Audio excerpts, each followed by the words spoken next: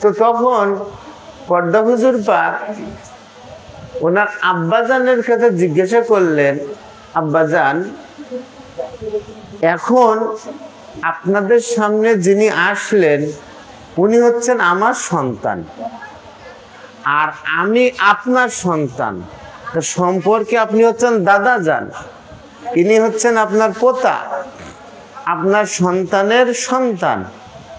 তা আমি সর্বপ্রথম দেখলাম যে দাদা তার সন্তানের সম্মানে দাঁড়ালেন।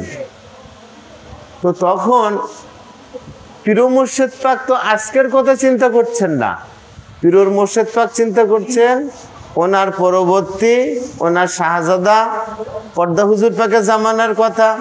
কিছুখানে দুষ্টু লোক আছে যারা ডিভাইড করবে, ভাগ করে দিবে, আর বড় হুজুর পাকের বেলায়েতের কথা চিন্তা করছেন যে ওনার মানবে কিনা, যে রাস্তাটা ঠিক আছে কিনা, একদম ঠিক আছে কিনা। সেই জন্যই তখন পীর মুর্শিদ পাক তিনি কি করলেন, তিনি বললেন যে আসমান এবং জমিনের মধ্যে সর্বশ্রেষ্ঠ উৎকৃষ্ট নিয়ামত এবং ইমামে জামানা হচ্ছেন বড় হুজুর পাক। তো বড় হুজুর পাকের ইমামতটা ওনার দাদাজান পরিষ্কার করে দিচ্ছেন ওনার আব্বার সামনে। তাহলে এইবার বুঝেন যে মাঝখানে যদি কেউ এই খানদান পাক ছেড়ে অন্য কোনো জায়গায় যায় তাহলে কিন্তু আর সে সিরাতাল মুস্তাকিমের উপরে একদম পরিষ্কার করে দিয়ে গেছেন যে বিলায়াতটা ঠিক এইভাবে। ওনার পরে পর্দা হুজুর পাক, পর্দা হুজুর পাকের পরে হচ্ছে কি আপনার বড় হুজুর পাক। তো আপনার পর্দা হুজুর পাক তিনি 22 নম্বর খানকা শরীফ থেকে তিনি পরবর্তীতে আপনার 4 নম্বর খানকা শরীফ তিনি তৈরি করেন এবং 4 নম্বর খানকা শরীফেই উনি ওনার পরিবার পরিজনদেরকে নিয়ে চলে আসেন।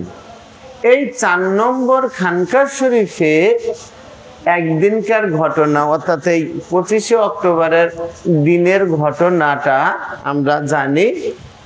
ওই 4 নম্বর খানকা শরীফের যে গেট আছে, সিঁড়ি আছে, ওই গেটটা ওনার ওই গেটের মতন গেট ওই রকম আমি আর কোনো রাজা বাদশাহ বা মানে কোনো জায়গায় আমি দেখিনি।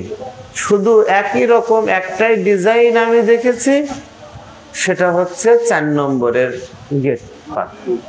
তো আল্লাহ আমাদের ওই গেট দিয়ে মানে ওই জান্নাত দিয়ে জান্নাতের ঢোকার সৌভাগ্য গওস পাক পীর মুর্শিদ পাক আমাদেরকে দিয়েছেন এবং ওখানে গেলেই আমাদের নিয়ামত হয়েছে, সেই মওলার দিদার, মওলার জিয়ারত আমাদের নসিবে হয়েছে।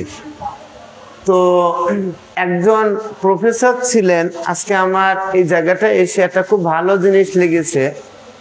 আমি সব জায়গায় সব কিছু দেখেছি, আজকে আমি যে পড়া পাক শুরু করার আগে একটা কিতাব পাক, আমি ছোট কিতাব পাকটা পড়েছিলাম, সেটা হচ্ছে